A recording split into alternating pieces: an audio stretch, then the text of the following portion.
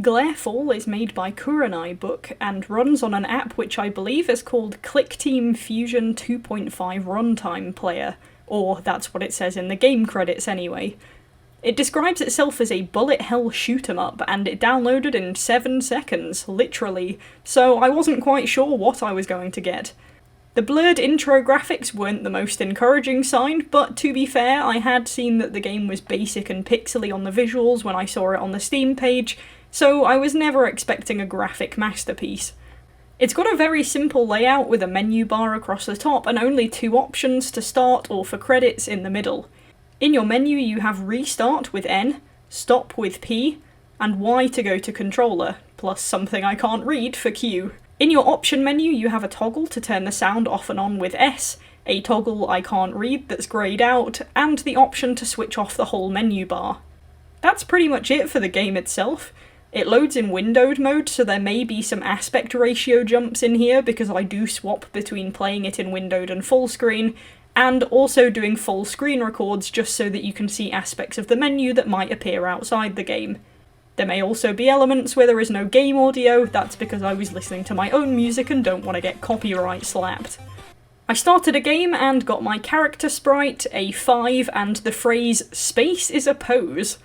This confused me, since I was wondering what benefit emoting could possibly have in a shooting game, but then I realised it was telling me the space key is a pause key, not a pose. This message appears every single time. I thought it was something story related initially, but no, the game doesn't actually give you any context to what you're doing, it just throws you into a side scroll and some 8-bit music and sends you on your way. Through reading some of the Steam page, I found that you are playing as Glare, hence the name, a robot maid who can fly and shoot discs and wants to kill the robots so she can get some peace and quiet. I had a look, I don't believe she's a riff of an existing character or anything like that. The way the game works is that you have 5 lives to start, and there are 3 levels in total which run as a series, meaning if you lose a life on level 1, you go into level 2 with 4 lives, and if you lose one there, you go into level 3 with 3 lives, and so forth. The idea is to kill as many enemies as possible whilst not taking damage yourself. Sounds easy, right? There are some things that help you do this, and some things that don't. One of the things that doesn't help you a ton are the controls. They've chosen Shift as their fire key, which is nice, apart from the bit where most PCs are programmed with sticky keys, which goes off every time you press Shift too much, unless you disable it, which I ended up having to do. The other option was to hold down Shift and just keep firing, which is usually a solid tactic, except whenever you start firing facing a certain direction, you can't turn around without stopping firing. This is one of the things that makes the game harder than it needs to be in places, because especially in level 2 where it's very winding and there are enemies behind you, it's very easy to be pressing right to move forward through a gap or dodge something, or get a bit of space from an enemy so that you don't hit them and lose a life when you turn around. But if you press fire before the game recognises that you've pressed left to turn around and shoot backwards, it will lock you into firing right, and then you lose valuable time trying to have to wiggle and sort yourself out. The reason this is so inconvenient is because killing enemies fast is a huge advantage, not only because they can't be shooting at you if they're not there, but also because a lot can spawn at once and it's easy to get overwhelmed, and especially in narrow lanes there's nowhere to dodge. Enemies also appear not to shoot at you as frequently or at all sometimes if they're taking damage, so being able to damage and kill them as soon as possible can save you in a tight spot. But if you're faffing trying to realign yourself to shoot in the right direction, because the game didn't recognise your left arrow, you could have already been hit in the back, or more enemies could have appeared whilst the first is still firing at you, because you aren't damaging it. So you have to pay extra attention to fly right, where you need to go, and then leave enough room so that you can fly back left a step or two so the game actually recognises that you turned back on yourself, and the same vice versa. The other advantage to killing enemies is not only a point score, but the fact that killing a certain amount unlocks power-ups. There are 3 levels to the power-ups. The first one you get is always a rapid fire, increasing your bullet speed. The second power-up is a blue disc that at first I only thought assisted you in shooting, as it fires its own bullets, but actually it acts as a shield too, and you can block bullets with it. The third and final level is a second blue shield that does the same as the first. There is a big gap directly in front of you that you have to be aware of, and also I didn't notice until later on, but these shields don't turn around when you do. If an enemy appears behind you and you turn to fight it, you're completely unprotected. If you collect another power-up icon whilst fully powered up, it will just give you points. You may notice in some clips I look a tad desaturated. That's because every life is 2 hits, so the first time you take damage you go grey, and then the second time you lose your life and have to restart the level. If you have power-ups, you will also lose the top level of your power-ups with the damage that you take. So for example, if you get hit with all 3 power-ups active, you will only lose your second shield. If you get hit with only the rapid fire, you will go back to base abilities.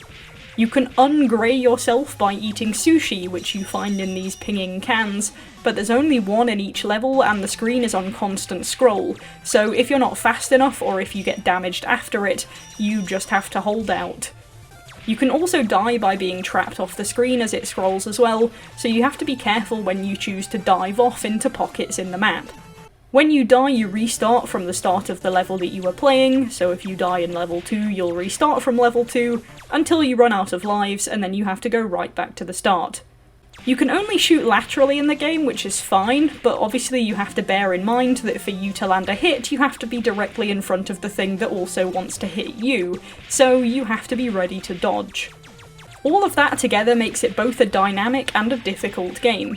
It's also one that's scaled to be easier the better you're already doing, which means that if you die whilst fully powered up, you're re-attacking it from the start with base stats and no defences, which just makes you more likely to die again. You can almost choose what you prefer between the combat and the dodging, because you don't necessarily have to kill any of the enemies. You get more points if you do, but there's no leaderboard to compare, and if you think you're a good enough dodger, then the power-ups don't matter too much to protect you, so really you could try getting away with dodging everything until the level bosses. You will also notice during my play that I wiggle back and forth a lot or tend to charge at enemies. This is because the bullets release at set intervals, and if you strafe forward while shooting, it compresses the gap between the bullets and means you can do more damage faster, ideally killing enemies before they get a chance to hit you. Now we'll talk through the levels. Level 1 is a space background with blue blocks. There are some enemies that you have to shoot backwards for, but not too many, and generally there's a fair amount of space to manoeuvre as you go along. There are a mix of enemies in the game, from some light spaceships that are a one-hit kill, to these turrets that take a few hits, to these block-headed robots that slingshot energy balls at you, to this one heavy robot that slingshots even faster and bigger energy balls at you and takes 10 hits to kill. This guy took me out several times initially, but he's the only one of his kind in the level, so if you can get to grips with the rest, it's not too bad. The end level boss is a giant robot with a spiky shield that rotates around the map and fires a spray of 5 bullets at you. I'll be honest, it took me quite a while to get to grips with this game, so I took many attempts to get through level 1 and many more to actually beat the boss when I did it. I found that I had to have at least 1 shield to stand a chance, because every time he swung forward he was so close I didn't have time to react to his bullet spray. He didn't seem to move regularly either, which made him quite hard to predict. He tanks quite a lot of damage, but he has a gap at the top of his shield you can hit him through, and I found a sweet spot to be able to hide with shields and managed to beat him. Level 2 is the same design with space and blue blocks, but it has a different soundtrack, and this time it's much more narrow and windy, with single block paths to take and very short ranges to have to kill enemies in. This level was really difficult to grasp, especially given a middle section that slapped 2 of the 10 hit kill robots right next to each other, on the other side of a bottleneck in a small pocket, giving you little space to dodge and making it very hard to line yourself up with them and hit them. It was easy to concede damage here, and I really had to get to know the level well to be able to respond to the enemies before they appeared and give myself the advantage. At the end of the level there's also a boss here, a big circular ball that shoots lasers and bullets and also swings around a bit. I knew I should dodge the laser and then promptly flew into it like an idiot, then took ages to get back to fighting it again. During this attempt, however, I realised that, like me, the enemy was locked to firing in only one direction, meaning circling behind it let me dodge its attacks and shoot it freely. It does swing and I got hit bodily by it, but on a third attempt I managed to hide in a corner. I tried this tactic against the level 1 boss, but they covered all bases there by having it hit every corner so you couldn't hide, whereas here you could. It didn't take long for me to get rid of it luckily and move on to level 3.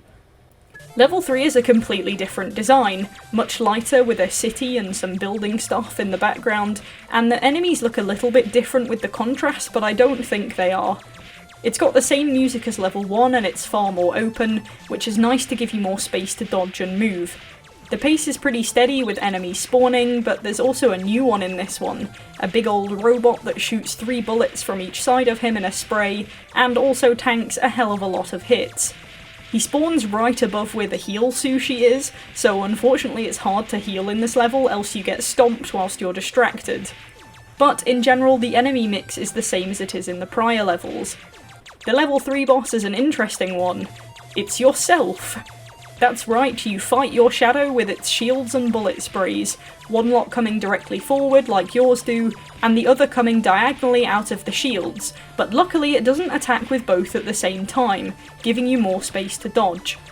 The good news is that throughout this process I became very familiar with my own weaknesses, including the fact the shields are locked to one side of you, so I managed to beat myself first try. This then let me carry on to the final boss, the Cosmic Sheep. No, I don't understand why that's a thing, but the sheep has a mix of bouncing snowballs, bullet spews, and this pulse that I didn't actually realise did damage until I seemed to die from nothing, to fight you with. There's a lot more dodging needed in this fight. You can't just pick a spot and hover because the pulse chases you out of any corner you might find, but even if you die you get 2 free power-ups, so you fight the sheep with a minimum of the rapid fire and 1 shield every time, which does give you a more decent chance to survive. If you can stay on your toes and keep firing, then it's not too bad of a fight. If I had to describe my experience playing this game, it was frustrating, and it took me far longer to complete it than it likely would for anyone else, but that's almost entirely my own skill issues and taking a while to suss out how the game worked. I don't think it needed a tutorial though, because the controls are super simple, but the very basic input brings challenges that make the game quite hard. However, it was the intention of the game to be in the style of retro NES games, so the limited input is intentional, and I can completely agree with the idea that old games were so much harder than some games are now. Saying that the controls are bad is not a claim I can make, because for the intention, they're accurate. That clunkiness is part and parcel with that, and loyal to what games were like then. The same can be said for the graphics. The game was released as an April Fool's Day project, and I feel that too because I certainly felt like the joke was on me. It's a challenging game by design, easy to pick up, with mild variety in graphics and music, though I preferred to listen to my own at times because it did get a tad repetitive, but they facilitate that by giving you the sound off option. It's fast to download, probably half an hour to an hour of playtime if you're not too bad, and it hits all the boxes it intended to hit. The bosses have decent enough variety to feel unique, and whilst it would have been nice for the game itself to give you more story context with a small intro sequence just like you get an outro sequence, it's not required to play the game or understand how it works. The character and level designs are good, again very simple, but they do exactly what they need and bring that little bit of variety and movement to the game. If you're looking for a simple challenge and don't care too hard about graphics, then this game will work well for you, and it matches exactly what it says on the tin on the Steam store. So for those reasons, I would give Glarefall an 8.5 out of 10.